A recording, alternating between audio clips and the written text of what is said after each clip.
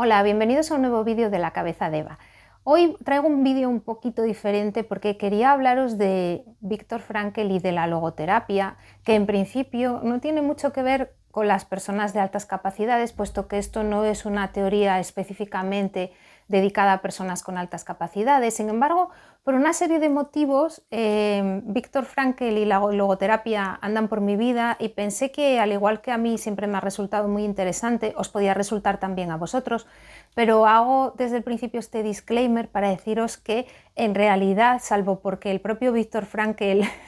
entiendo que tenía una mente bastante privilegiada, el vídeo no va específicamente dedicado a la alta capacidad. Entonces esto lo digo por si ya hay personas que escuchando esto decís, pues esto a mí no me interesa nada y me voy, entonces nos vemos en otro vídeo. Y para aquellos que os interese, vamos a empezar a hablar de esta psicoterapia que es la logoterapia, y que digamos que a mí, bueno, siempre me ha interesado y hace muchos años que conocí a Viktor Frankl, creo que como muchos de vosotros probablemente a través de su libro El hombre en busca de sentido, libro que escribió en el año 1959 y un libro que creo que a muchas personas nos ha marcado de una manera u otra porque es de esos libros que a lo mejor no marca una diferencia la primera vez que lo lees, pero se va quedando ahí y dices, uy, voy a volver, ¿no? Es un poco como los griegos, que al final te hacen reflexionar, vuelves y luego también hay momentos en la vida que, como yo digo, hay momentos Viktor Frankl y momentos que no, y momentos en que te es más útil que otro, ¿no? Hay varios comentarios en mi canal donde me recomendabais este libro, que aunque yo ya lo había leído, pues me encanta este tipo de comentarios porque otras personas que no lo hayan leído pueden encontrarlo de utilidad y descubrir esta gran obra. También en algún mail me hablabais de lo mucho que os había ayudado a muchos de vosotros este libro. Y por tanto, ese es el sentido un poco de que lo traigo aquí, ¿no? Para aquellos que no lo hayáis leído, el libro es El sentido de la vida, perdón, El hombre en busca del sentido de Viktor Frankl. Me gustaría, antes de comenzar, presentaros un poco para los que no le conozcáis a la figura de Viktor Frankl, porque claro, yo creo que para entender bien su teoría hay que entender al hombre y sus circunstancias. Viktor Frankl nació en el seno de una familia judía y tenía otros dos hermanos, un hermano y una hermana. Y bueno, era una familia en la que su padre era una persona muy rígida, pero su padre era una persona muy justa. Y fijaos que a su muerte otras personas dijeron de él que era un hombre justo. Para los que no lo sepáis, para un judío definir a alguien como justo no es únicamente darle el adjetivo o el significado que la palabra justo tiene. Cuando los judíos se refieren a alguien como un hombre justo, le están dando el mayor de los elogios, porque ser un hombre justo es algo más, es una manera de ser y estar, no es solamente ser justo como cosa en sí, ¿no? Implica muchas más cosas, pero implica sobre todo, quizás para explicarlo rápidamente, tener coherencia en el modo de vivir y ser una persona buena y una persona que cumple y un hombre de Dios y bueno, una serie de características que van más allá de lo que es el mero concepto de ser una persona justa. La cuestión es que el padre de Víctor era un hombre estricto y exigente y sin embargo su hijo le admiraba muchísimo, porque muchas veces, como sabréis los que sois padres, en la adolescencia unos padres que sean muy estrictos, hombre o mujer da igual, a veces hacen que sus hijos en la adolescencia por rechazo se enfrenten a ellos y acaben teniendo pues un carácter diferente al que hubieran tenido si no hubieran vivido toda esa serie de enfrentamientos. Pero en el caso de Viktor Frankl, admiraba muchísimo a su padre, aun reconociendo que era un hombre muy estricto, pero quizás era por esto, porque su padre era coherente con las cosas, no te creaba esta disonancia que te crean algunas personas que dicen una cosa y luego hacen otra, lo cual enfada mucho y sobre todo en la adolescencia. Víctor le admiraba mucho y consideraba que se parecía más a él que a su madre, ¿no? Esto pues, lo comentó en alguna ocasión. Y bueno, los años fueron pasando, Víctor estudió medicina, se hizo psiquiatra y acabó trabajando, cuando llegaron los nazis, acabó trabajando en el único hospital de Viena en el que permitían trabajar a los judíos. Aquí voy a hacer un inciso, que es que siempre me sorprende cuando la gente dice la frase no se veía venir. No se veía venir el holocausto, no. Esta gente llegó al poder y empezó a meter a la gente en cajitas muy pequeñas, en barrios, en lugares, en guetos. Entonces, desgraciadamente yo creo que sí se veía venir, lo que pasa que creo que las personas normales no son capaces de concebir tal nivel de maldad y tal nivel de locura. De hecho, fijaos, a mí, cuando en Estados Unidos me tuve que estudiar la ley de Lincoln, por la que liberaba a los esclavos, lo que más me gustó cuando la leí fue darme cuenta de la profundidad de ella, porque lo que estaba haciendo Lincoln no estaba liberando solamente a los esclavos. Lo que hizo fue decir que eran personas como las demás, cosa que es obvia, pero que necesitó decirse y dejarse por escrito, desgraciadamente. Porque el problema está en que cuando hay un grupo de personas, un colectivo que decimos hoy en día, al que se empieza a despersonalizar, al que se le empieza a tratar como si no fuera una persona, se le deshumaniza, por tanto, luego a esa persona, como no es persona, ya se le puede hacer de todo. Y eso fue lo que se empezó, pues, son los procesos de alterización, son lo que se hizo con los judíos, lo que justificaba el esclavismo en cierta manera, porque no eran personas como los demás, decían, pues también muchas cosas que han ocurrido a lo largo de la historia de la humanidad. Y, por ejemplo, hoy en día ocurre mucho con el moving. A mí siempre me llama la atención, por ejemplo, los comentarios que en algún canal hace años se le ponían pues a un youtuber muy conocido que se llama Dallas, pues los comentarios que la gente hacía en su canal, etcétera, eran comentarios donde lo despersonalizaban por completo. Y claro, eso llevaba a que una masa grande de personas empezara a considerar que aquello no era un ser humano, que era alguien al que se le podía decir cualquier cosa, al que se le podía imputar cualquier delito, del que se podía decir lo que a uno le pareciera, etcétera, etcétera, ¿no? Os pongo este ejemplo concreto porque es un ejemplo que he seguido mucho a lo largo de los años, pero bueno, podría poneros cualquier otro. Y no sé, es una reflexión que siempre he hecho y que me gusta hacer porque luego me hace mucha gracia cuando la gente habla del moving, cuando habla del acoso, pero nunca se pone... Y luego hablan del nazismo con horror y de no sé qué otra cosa con horror y del colectivo LGTBI. ¡Ay, por favor, que la gente tiene que ser amable! Vale, pero vamos a pensar en profundidad de dónde nacen estos procesos para no hacérselo a nadie, ni a nadie del colectivo, ni a nadie negro, ni a nadie gay, ni a nadie judío, ni a nadie nada. Todos somos personas y todos nos merecemos un respeto y a nadie le podemos hacer estas cosas, a nadie. Si alguien nos cae mal, pues nos cae mal y no nos tratamos con él y basta. Entonces, creo que es algo en lo que todos tenemos que pensar, porque para aquellos que tengáis hijos y que tengáis hijos adolescentes, de verdad que el nivel de... Y digo adolescentes porque, ojo, a mí yo no tengo nada contra los adolescentes, es más, creo que viven bastante maltratados y que la gente tiene opiniones muy malas sobre ellos y muchas veces muy injustificadas porque hay adolescentes, jóvenes personas muy, muy valiosas. O sea que no va por ahí mi comentario, pero sí que es una época de la vida de crecimiento que necesita de mucha formación y una época en la vida en la que se necesitan directrices y sí que estaría bien que prestáramos atención a los niveles de violencia verbal que en algunas partes hay y que se están tolerando y que se están normalizando y considerando normales, porque eso también lleva a la alterización y eso también lleva a los procesos de despersonalización, ¿no? Y es el principio de muchas cosas, porque las palabras hieren más a veces que otras cosas,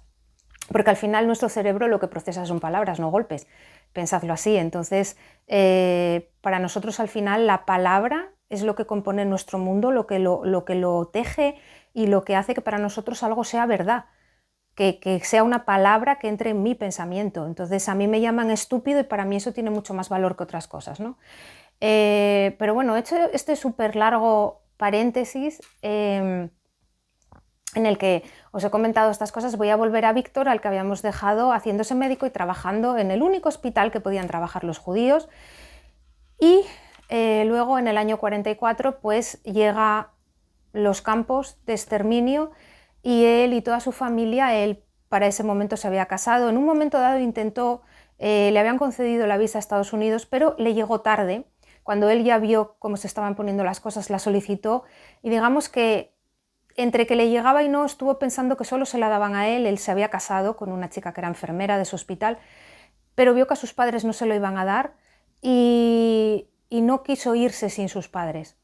y se quedó allí. Y claro, ahora podemos pensar, visto lo visto, que fue un error, pero también podemos pensar, como pensaría él en algún momento, que en realidad no fue un error, fue triste y horrible, pero que no fue un error porque fue lo que conformó muchas cosas de su personalidad y creo que fue lo que al final nos regaló la logoterapia. Entonces vamos a pensar que no hay mal que por bien no venga, pero bueno, la verdad es que él se quedó y se quedó con sus padres y los mandaron a un campo de exterminio, tanto a él como a sus padres, a su esposa y a su hermano. Su hermana había conseguido huir unos años antes a Latinoamérica, unos meses antes, perdonadme que no recuerdo ahora exactamente el periodo, pero su hermana no estuvo en un campo de concentración, fue la única, y él luego pasó por 4 campos de exterminio, pasando desde Terezín a Auschwitz, es decir, los considerados más duros, y curiosamente él sobrevivió. Y digo curiosamente porque pasó por 4 campos y por 4 campos durísimos. Lo que pasa que yo creo, él lo atribuye a que él encontró un sentido a lo que le estaba ocurriendo y luchó por sobrevivir. Yo también lo atribuyo a que él era de utilidad en alguna manera. Sí, le acompañó la salud y le acompañó la mente, pero fue de utilidad para los nazis y probablemente otras personas no lo fueron tanto. Si tenéis la oportunidad alguno de ir a visitar algún campo de exterminio, es algo que creo que sería un viaje obligado para todos los niños de los colegios, de verdad que es impresionante. Y es impresionante cuando visitas algo relacionado con el exterminio judío, pues no lo sé, hasta sinagogas donde aparecen los nombres de las personas y ver todas esas personas, porque eran personas y todas tenían una historia, y ver las maletas y ver las fotos y ver los dibujos que hacían cuando eran niños y ver todas las cosas que se conservan en los museos dedicados a esto, y es algo que creo que sería de obligada asistencia para todo ser humano, para que jamás permitamos que nada así vuelva a ocurrir, pero que nada así vuelva a ocurrir con nadie, ¿no? Que una cosa tan horrible que no la permitamos como seres humanos, ¿no? Y bueno, la cosa es que él sobrevivió, como os decía, a los campos de exterminio y volvió a Viena, y cuando volvió a Viena pues se puso a intentar averiguar qué había ocurrido con su familia, y fue cuando se enteró de que solamente quedaba él. Ocupó el mismo piso que le habían dado cuando trabajaba como médico antes de la guerra, y siguió desempeñándose como médico durante un tiempo a la vez que trataba de ir encontrando y recomponiendo las piezas de lo que había sido su vida, ¿no? Ahí pues su padre había muerto, su madre había muerto, su hermano, su mujer y muchos de sus amigos, su cuñada. Es decir, se había quedado solo prácticamente en el mundo, porque claro, él no solamente había sido algo que le había ocurrido a su familia, es que le había ocurrido a muchísimos millones de judíos, por tanto, era él y muchos de sus conocidos, ¿no? Entonces debió ser un momento terrible pensar para qué he sobrevivido para ahora llegar a esto, a este vacío existencial. En sus tiempos, cuando desempeñaba, digamos, un trabajo con normalidad, vamos a llamarlo así, antes, con los nazis ya en el poder, pero antes de lo que se puede considerar como el nazismo, que son los campos de exterminio, etc., él pues ya se había puesto en contacto con los otros psiquiatras famosos contemporáneos a su época, austriacos, porque coincidieron 3 en el tiempo, que fueron 3 grandes, que fueron Freud, Adler y él. Y bueno, él conocía las teorías de los otros dos. Durante un tiempo mantuvo contacto con Adler, pero al final él desarrolló su propia teoría de psicoterapia, que es a lo que llamó logoterapia, porque está basada en el logos. Y entonces esta teoría que él desarrolló y que es por la que le conocemos, al final ha sido de enorme importancia y muchísimo más utilizada digamos, en la actualidad que las otras, porque la logoterapia es la base para el cognitivismo y para muchas de las técnicas que se utilizan hoy en día en la terapia cognitivo-conductual. Digamos que la suya sobrevivió, ha sido más duradera o más moderna que, por ejemplo, las de Freud y Adler, ¿no? La teoría en sí de la logoterapia, como toda teoría psiquiátrica, por supuesto, excede mis conocimientos porque yo no soy psiquiatra. Sí que, por supuesto, que lo he leído y he profundizado en ello, pero como os dije en su momento cuando os hablaba de otras teorías y os he hablado, intento contároslo de manera no frívola, no superficial, es decir, dándoos datos que sean precisos, pero sin entrar en la profundidad, porque la teoría está ahí. También existen biografías de Viktor Frankl, es decir, hay muchas cosas. Afortunadamente es un autor del que hay muchas cosas y que está presente en la vida de muchas personas y por tanto es fácil que podáis leer sobre ello. Entonces voy a, digamos, dar luz a aquellas cosas que a mí me interesan y ruego me perdonéis por ello si no profundizo en otras que a vosotros a lo mejor os interesan más, pero como siempre os invito a que luego exploréis y profundicéis por vuestra cuenta y que utilicéis aquello que os sirva de mi vídeo y que encontréis aquello que os sirve también a vosotros, ¿no? Os decía que Frankl últimamente estaba muy presente en mi vida y antes de contaros la teoría de la logoterapia os diré que es porque, como os comentaba creo hace unos vídeos, estos 2 años para mí han sido de ya casi 3 años, han sido, pues como os decía, de la noche oscura del alma, ¿no? Es decir, he atravesado pues la muerte de mi padre, el divorcio, cambiarme de trabajo, un montón de cosas nuevas que para mí han supuesto tener que reconstruir muchas parcelas de mi vida y parcelas de mi vida que yo no quería tener que construir porque para mí estaban bien. Y he tenido que aprender a vivir de otra manera, entonces en ese camino me he tenido que volver a buscar a mí y el sentido de la vida, ¿no? Hace poco me recomendaban un libro, Ikigai, que también va de esto, es un libro que está escrito sobre intentando averiguar por qué en una determinada región de Japón las personas son más longevas, y en él también hacen referencia a Viktor Frankl y su Hombre en busca de sentido. Y de otra manera casual, también en este momento, leyendo un libro de Vicente Garrido sobre psicópatas, su último libro, sobre los psicópatas que están integrados en la sociedad, que por cierto os recomiendo, es muy interesante. La única cosa que no me ha gustado de este libro es que en él Vicente Garrido califica como psicópata a 2 mandatarios actuales y es algo que a mí me parece eso, que Dios me perdone, el hombre es una eminencia, pero esto me parece una cosa muy fea, ¿no? De andar por ahí llamando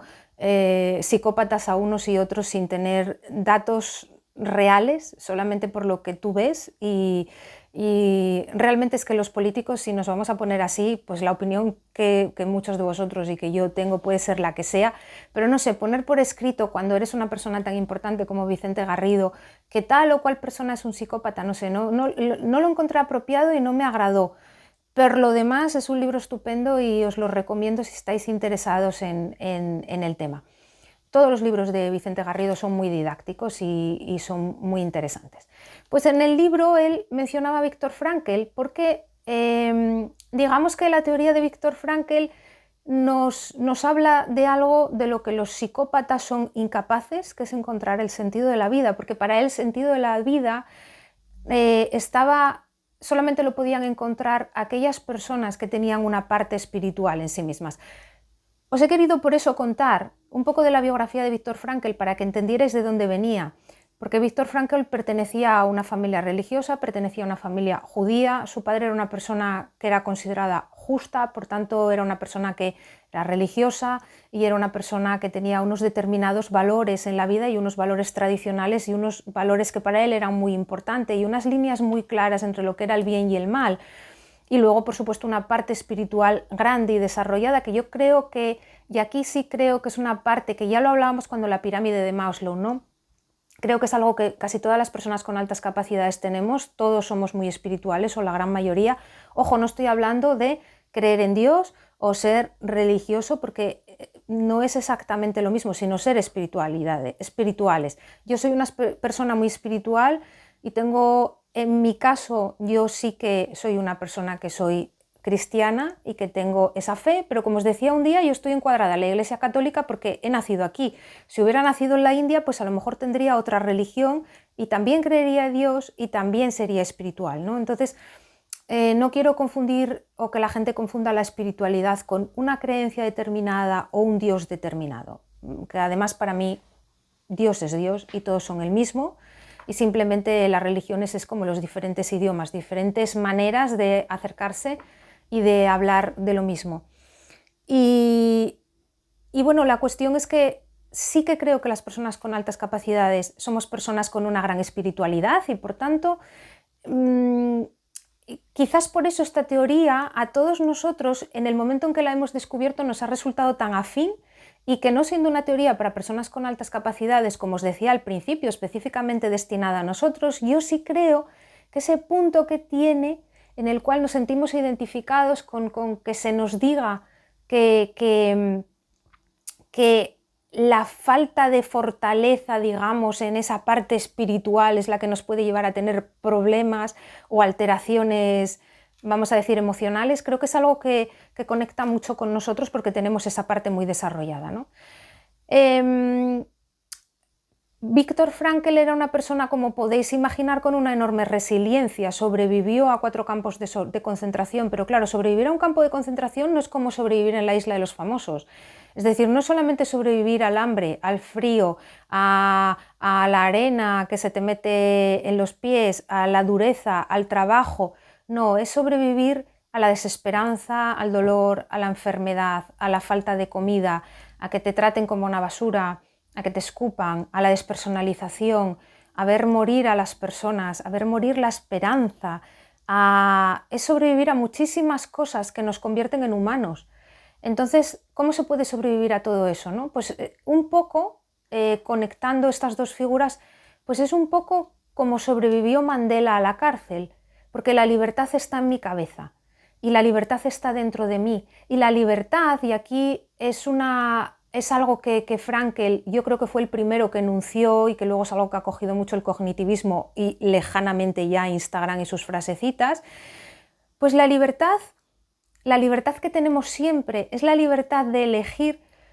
no lo que nos ocurre ni las grandes tragedias que nos ocurren, sino cómo actuamos ante esas tragedias, cómo vivimos esas tragedias. Y eso que al final es algo que luego el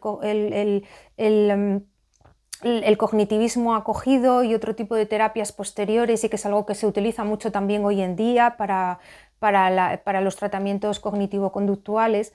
pues no es lo que nos ocurre, sino cómo nos enfrentamos a ello. Esto, todos aquellos que hayáis escuchado últimamente libros sobre la ansiedad, os lo dicen continuamente. Digo yo también los leo. La ansiedad es algo que nos ocurre a todos y la ansiedad no está en lo que te pasa, sino cómo vives lo que te pasa, o más bien lo que no te pasa, porque la ansiedad está en el futuro, es algo que no ha ocurrido, ¿no? La teoría de Viktor Frankl también se enfoca mucho y nos ayuda mucho a centrarnos en el presente y a vivir en el presente, porque aunque construye mucho para el futuro, nos enseña también a ir poniendo ladrillos aquí y en el ahora, que es tan importante, porque al final es lo que tenemos, ¿no? El pasado que echamos a veces de menos o que incluso puede ser algo que nos produzca nostalgia o tristeza, pues ya no está. Y el futuro, que es algo que generalmente nos produce incertidumbre, miedo y ansiedad, tampoco ha llegado, y es más, no queriendo ser ceniza, pero es que hay personas que no van a llegar ni a ese futuro que proyectan, porque nunca se sabe lo que puede pasar en la vida, con lo cual, al final, es muy importante vivir en el presente, ¿no? Viktor Frankl fue desarrollando su teoría y, como os decía, no os voy a contar exactamente todo, cómo era su teoría, pero digamos que para él la manera de sanar cualquier tipo de neurosis o de problema, la manera de sanar era lo que él decía, sanar a través del sentido. Y era encontrar el sentido de la vida, de ahí que el nombre de su libro sea El hombre en busca del sentido, ¿no? Su teoría o su método se basaba en tres pilares, que era la libertad de voluntad, la voluntad del sentido y lo que es propiamente el sentido de la vida. Si tenéis interés en buscar estas cosas concretas, las podéis buscar, pero yo me voy a centrar en ello de una manera más general, porque él consideraba que el hombre estaba, digamos, como dividido en 3 dimensiones que, si os fijáis, eran las que habían trabajado también los otros psiquiatras, que era la dimensión física, la dimensión mental y la espiritual. Digamos que podemos encuadrar a Freud y su teoría del psicoanálisis más en la primera, en la física, porque sabéis que para él todo venía pues de la sexualidad, de lo reprimido, ya sabéis, ¿no? de la infancia, de todo, digamos que es mental, pero al final todo también tiene una parte física muy grande. Adler, digamos que era el hombre en busca del sentido del poder,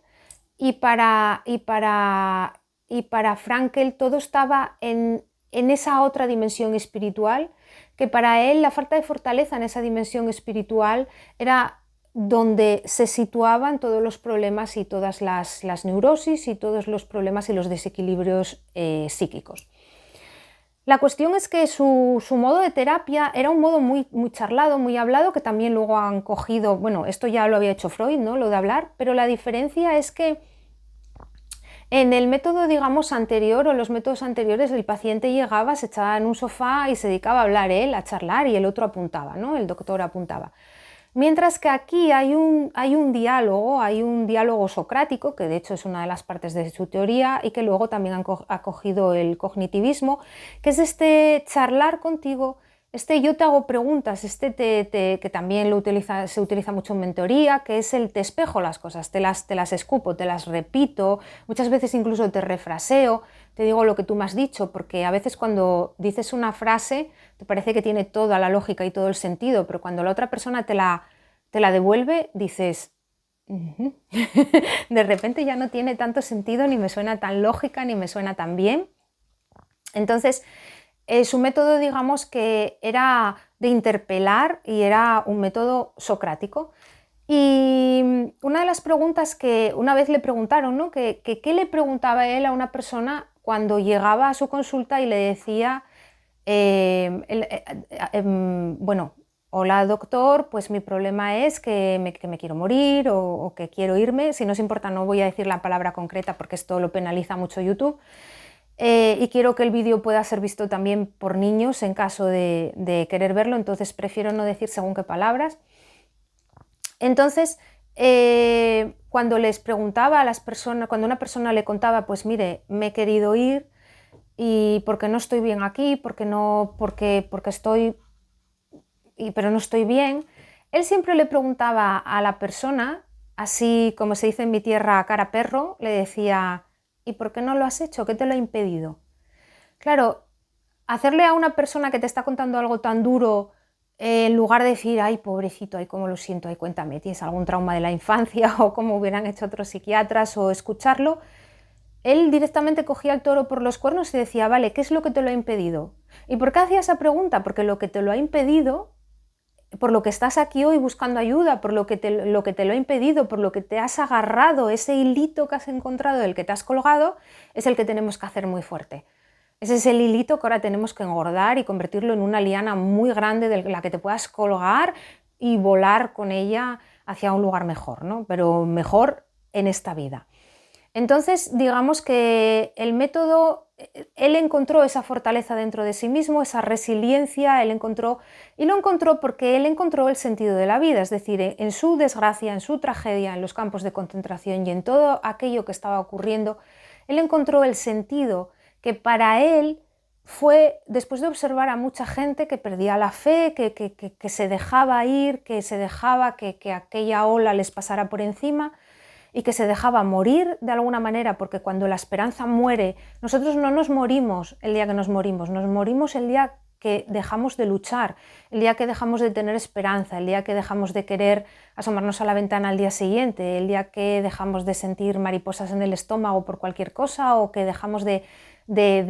querer aprender o de querer conocer. Al final también eso muchas veces es lo que ocurre cuando nos hacemos mayores, que lo que es hacerse mayor en realidad es perder todo eso, que es lo que de paso os digo que no tenemos que perder nunca, ¿no? El deseo de aprender, el deseo de seguir, el deseo de conocer, el deseo de ver un documental, de ver algo, ¿no? Entonces, él consideró que el sentido de su vida era ayudar a los demás a encontrar el sentido. Y entonces, bueno, claro, él estaba en una posición privilegiada para hacerlo, puesto que era psiquiatra, pero se especializó en esto y dedicó su vida a esto y bueno, fundó la logoterapia y como os digo, es una técnica de psicoterapia pues, que ha llegado hasta nuestros días, imbricada en muchísimas otras técnicas, como base en muchas otras técnicas y como inspiración para muchísimas personas como Vicente Garrido, que contaba en su libro que a él, por ejemplo, él comentaba en el libro que él pensaba que los psicópatas carecían de esta dimensión espiritual y que para él esa era la mejor definición de psicópata que se puede hacer, no cuando la gente dice carece de empatía, cuando se le hace una fotografía a su cerebro, bueno, una fotografía no es una fotografía, pero me entendéis, cuando miramos su cerebro vemos que hay zonas que no se conectan, esto, aquello, pues para Vicente Garrido todo eso se resume en que esa persona carece de esa dimensión espiritual y que por ello los psicópatas son como son. Y entonces quiero decir que Viktor Frankl de una manera o de otra ha influido en muchísimas personas y en muchísimos psiquiatras, en muchísimos psicólogos, por supuesto muchísima gente normal y corriente, pero quiero decir que sus enseñanzas se han mantenido en el tiempo y han evolucionado en cosas y en técnicas que utilizamos hoy en día, lo cual me parece precioso y me parece uno de los mejores homenajes que se le pueden hacer a este hombre. Él hablaba de muchos tipos de neurosis y bueno, no os las voy a relatar todas pero sí que os voy a comentar algunas, porque de algunas, de una manera o de otra, fijaros, sin llegar a que sea considerado una neurosis, sin llegar a que sea considerado un problema psiquiátrico, hemos hablado aquí en el canal de unas maneras o de otras. Por ejemplo, él hablaba de la neurosis que siempre lo digo mal, noógena, que es ese vacío existencial, esa falta de apetito por la vida. Muchas veces yo tengo un vídeo sobre la desmotivación. Muchos padres me habéis preguntado sobre la desmotivación de vuestros hijos, sobre todo en las etapas de la adolescencia que hablábamos antes. Bueno, pues esa falta de motivación de la que hablábamos y que yo calificaba como, sí, falta de motivación, etcétera, y os comentaba y hablábamos de ello, llevado a un extremo ya más terapéutico sería esa neurosis noógena, que es ese vacío existencial, que es ese no le encuentro sentido a nada. Él también hablaba de la neurosis, el término es gracioso, la neurosis de domingo, que también es la neurosis de las vacaciones y que yo tengo un vídeo sobre la desestructuración vacacional. ¿Qué pasa cuando de repente yo tengo una determinada vida, soy una persona de estructuras, una persona de rutinas y de repente llega las vacaciones y no sé qué hacer con mi vida? Y entonces eso me produce una sensación de vacío y un vértigo que si llega al extremo y se convierte en algo anquilosante y en algo que me deja que no me puedo mover y que no consigo sacudirme con el paso de los días y que se convierte pues, en una ansiedad, se convierte en un problema, pues eso es una neurosis de domingo y como veis tiene un nombre, Frankl le dio un nombre y también tiene un tratamiento. Entonces sí que algunas de las cosas que nos pasan sí que tienen relación con esta teoría, ¿no? Luego, bueno, tiene otros tipos de neurosis como las psicosomáticas, que ya, por ejemplo, él hablaba de que algunos tipos de hipertiroidismo o de problemas físicos pueden dar determinados desequilibrios y desajustes biológicos que llevan a tener una serie de problemas psicológicos, ¿no? Pero la técnica que utilizaba para todas ellas era la misma, que empezaba con este diálogo socrático, que es, digamos, te lanzo, te empiezo a lanzar la pelota, tú me la lanzas a mí, yo te hago preguntas, te espejo. Luego también la denominada desreflexión, que es hacerte reflexionar sobre que a veces, porque claro, estamos todo el rato hablando del sentido de la vida, ¿vale? ¿Cómo buscar el sentido de la vida? Que al final nosotros esto generalmente decimos,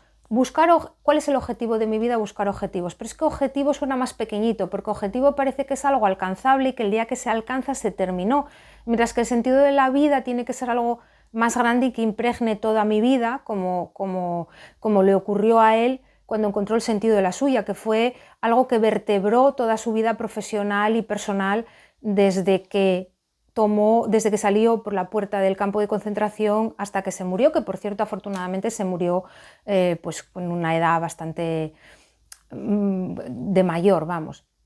después de todo lo que le pasó. Entonces digamos que la desreflexión es un poco como a la inversa, porque la desreflexión es ¿no os ha pasado a veces encontraros con personas, porque aquí siempre hablamos de buscar un objetivo y de estar objetivado, pero ¿no os ha ocurrido que hay veces que hay personas que están tan objetivadas y que tienen unos objetivos tan férreos y tan todo, que a veces te apetece decirles que te estás amargando la vida, que te estás generando ansiedad, que te estás generando crisis que no existen solamente porque tienes unos objetivos demasiado férreos, demasiado estructurados,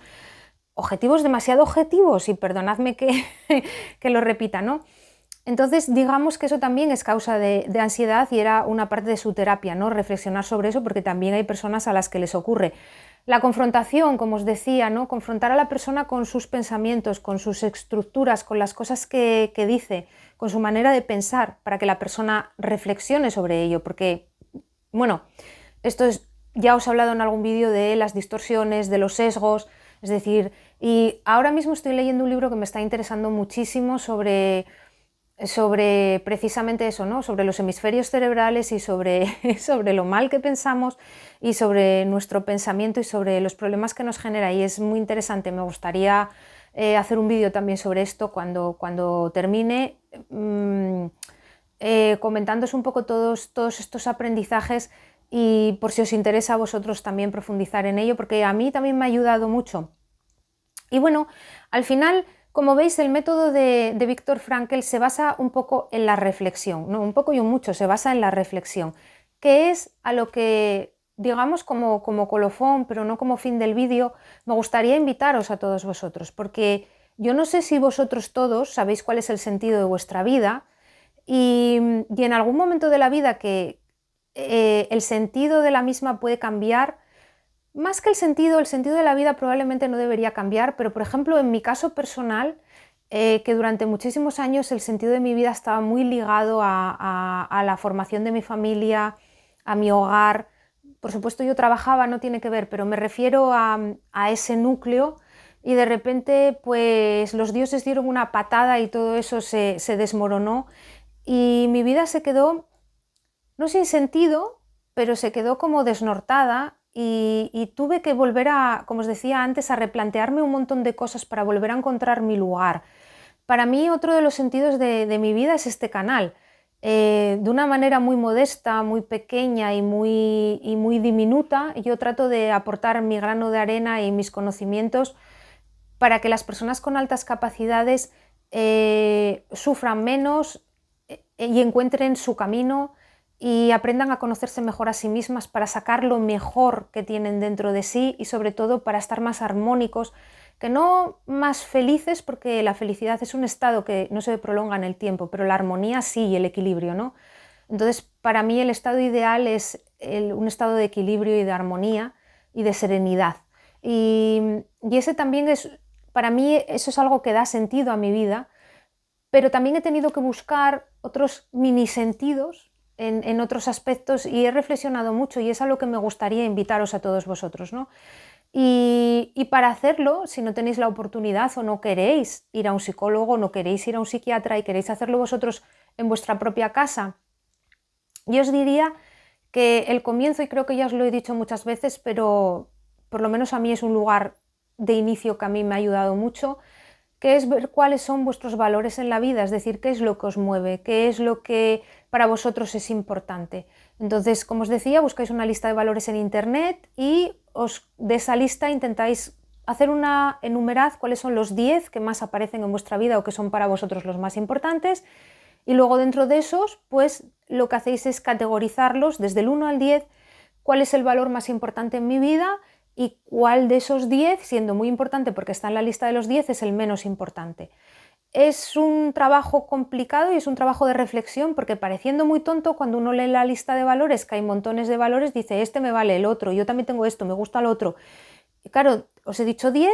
y luego dentro de esos 10 que ya habéis escogido, que ya eran los más importantes, realmente categorizarlos es complicado. ¿Cómo lo hacemos? Pues intentando ver qué incompatibilidades se crean entre ellos. Y para mí, os pongo dos valores extremos aparentemente, ¿no? Si para mí lo más importante es la familia y el trabajo, para saber cuál es más importante para mí, el uno o el otro, la pregunta es, si mañana te ofrecen un trabajo que va a comprometer tu tiempo con la familia o el equilibrio de tu familia, ¿qué escogerías, el trabajo o la familia? Bueno, pues el que escojas primero va a ser tu valor número uno de esos dos. Pues digamos que creando ese tipo de oponiéndolos entre ellos para ver, por tanto, cuál es el más importante. ¿Por qué es importante saber nuestros valores? Porque eso va a determinar muchas cosas. Y para mí el valor más importante de mi vida, es un ejemplo, son los animales y cuidar a los animales, probablemente el sentido de mi vida va a estar relacionado con algo que tenga que ver con animales, por ejemplo, como Fran Cuesta, pues crear un santuario, cuidar a los animales, tratar de que los animales estén bien, hacer un montón de acciones en relación con los animales. Entonces, digamos que eso tendría sentido dentro de mi vida, ¿no? Por eso los valores nos ayudan mucho también a ver por dónde van las cosas, ¿no? Son como, nosotros tenemos un mapa muy grande que somos nosotros y nuestros deseos, las cosas que queremos, por dónde vamos, por dónde venimos, y de repente vamos a acotar y vamos a ir poniendo caminos y carreteras al ver qué cosas me gustan más y qué cosas me gustan menos, que al final va a ser como por qué pueblos quiero pasar, ¿no? Yo tengo este mapa gigante, estoy aquí, tengo todo este territorio, pero a todo no puedo ir, todo no lo puedo hacer, y a dónde quiero ir y cómo voy a ser más feliz, por qué pueblos quiero pasar. Entonces, esos valores nos van acotando un poco las cosas, por eso es importante buscarlos y reflexionar también sobre nuestra propia vida, ¿no? Las cosas que nos han ocurrido, como os decía, lo que decía Frankl, que la libertad que siempre tenemos está en cómo vivimos las cosas. Ya veis que él puede decirlo, por eso me parece importante contaros su vida, ¿no? Es decir, él nos puede hablar de resiliencia, de asertividad, porque con todo lo que vivió, pues ocurre como en el caso de Mandela, ¿no? Las palabras de Mandela sobre cómo uno puede ser libre dentro de su propia cabeza, pues tienen muchísimo más valor que si te las digo yo, porque él pasó por una situación que puso a prueba de una manera muy ardua eso que nos está contando y salió victorioso de ello. Por tanto, realmente sus palabras tienen un valor muy grande, que es el valor de saber que son ciertas y que las cosas no son el problema en sí, sino cómo nos enfrentamos a él, las lecturas que sacamos de ese problema y lo que hacemos incluso en casos tan extremos como el que le ocurrió a Mandela o como la situación que vivió Frankl. Entonces, esa libertad que todos tenemos, vamos a reflexionar un poco sobre nuestra vida, ver las cosas que nos han ocurrido, esas grandes tragedias que todos hemos tenido, esas brechas, esas roturas, esas heridas, esas traiciones, todas esas cosas que a todos nos han ocurrido en la vida, vamos a evaluarlas ahora con una perspectiva de pensar si eso que nos ha ocurrido, que no fue bueno, obvio, pero ¿para qué nos sirvió? ¿Cómo conformó nuestra vida? ¿Qué sacamos de ello? ¿Qué podemos aprender? ¿Para qué nos sirvió? Porque fue malo, pero seguramente hemos podido sacar alguna lectura buena de ella. Hay algo bueno en eso que nos ocurrió, porque la persona que salió de aquello no es la misma. Y lo que tenemos que aprender a ver es qué podemos sacar de eso si no lo hemos sacado aún, ¿no? Entonces eso es otro posible approach para ir encontrando el sentido de nuestra vida. Ver en qué cosas soy bueno, qué me gusta hacer, porque una cosa es la carrera que he estudiado, el trabajo que desempeño, pero otra es en qué soy bueno, porque, por ejemplo, yo me desempeño como administrativo, como contable en una empresa, soy licenciada en ADE, a medio camino de psicóloga, como siempre os digo, porque esto no termino nunca de terminarlo. De hecho, quería contaros que tras casi 2 años de impasse debido a todas estas cosas que me han pasado, el año que viene me vuelvo a matricular, a ver si por fin voy terminando, porque mirad, es algo que a mí me hace mucha ilusión. Madre mía, si oís esos truenos es mi vecina de arriba, que como todos los vecinos de arriba, le satisface hacer ruido cada vez que yo me pongo a grabar un vídeo. Bueno, cada vez que me pongo a hacer cualquier cosa. Es decir, está tranquila, pero en cuanto decido dormir, empieza la fiesta. Bueno, la cuestión está en que el año que viene, pues sí, me vuelvo a matricular y a ver si por fin voy terminando, porque como os decía, es uno de mis objetivos, poder decir que tengo el grado de psicología por fin, que para mí es muy importante terminarlo. Y bueno, como os decía, yo me desempeño en una empresa y me desempeño en labores de contabilidad interna, contabilidad externa, es decir, números, pero os puedo asegurar que eso no es en lo que yo soy buena en la vida. Hay otras cosas en las que soy mejor, que hago muchísimo mejor, y luego también hay otras cosas que me gustan muchísimo y que no son en las que trabajo. Entonces, me gustaría que fuerais rellenando como circulitos con esas cosas, en qué soy bueno, qué es lo que me gusta hacer, qué es lo que me gustaría hacer, qué puedo ofrecerles a los demás, cuál sería mi regalo para el mundo, esta palabra que me encanta, qué cosas puedo ofrecer yo que a los demás les sean útiles, que no sea con una contraprestación económica. Y en todas estas cosas, es en la respuesta a estas preguntas en las que voy a ir encontrándome a mí mismo y cuál es el sentido de mi vida.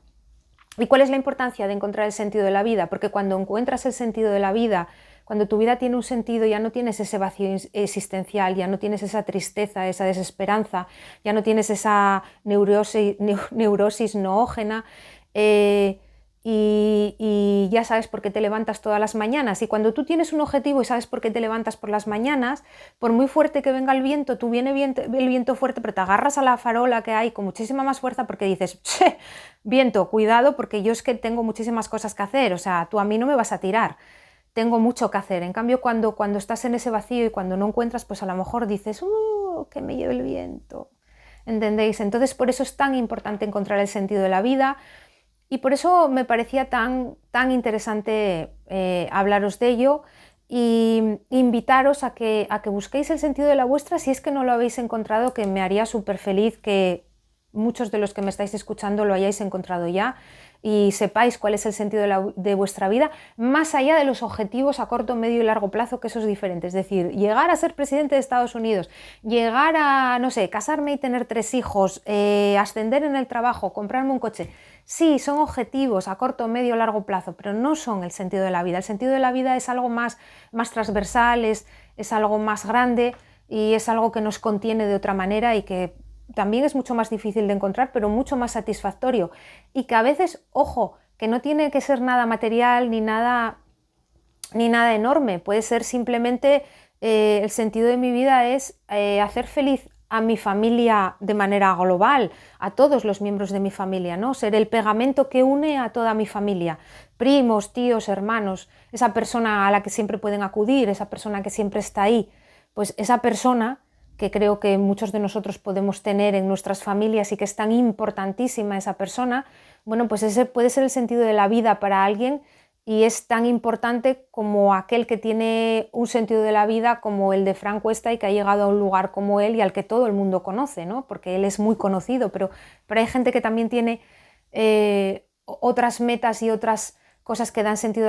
a su vida que a lo mejor son menos conocidas y aparentemente más pequeñas, pero que hacen que esa persona se levante cada mañana y encuentre fuerza, le pase lo que le ocurra, le pase lo que le pase y por grande que sea la tormenta, saben que en algún momento escampará, porque saben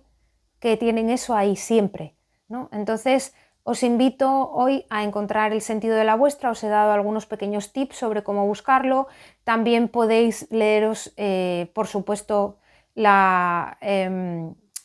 pues, cosas sobre la logoterapia, sobre Viktor Frankl. Si no lo habéis leído, el libro que os he mencionado antes de la psicopatía, a mí me ha parecido súper interesante, de Vicente Garrido, os lo dejaré en la cajita de comentarios si me acuerdo, que creo que me voy a acordar. Y luego también os voy a dejar en la cajita un documental que acabo de ver en HBO que me ha encantado sobre el Opus y que me ha parecido fascinante y me ha encantado cómo está rodado y me han parecido admirables las mujeres que salen en él por su valentía y me ha parecido muy muy bonito. Entonces os invitaría a verlo. Yo soy una persona muy de documentales, cuando están bien hechos me encantan los documentales y este os lo recomiendo sobremanera. Entonces os lo dejaré en la caja de comentarios y voy a ir terminando aquí porque me he marcado un vídeo larguísimo que creo que os ha quitado a todos las ganas de vivir. Pero bueno, si habéis llegado hasta aquí os lo agradezco muchísimo y espero que el vídeo largo os haya sido de mucha utilidad y que os haya por lo menos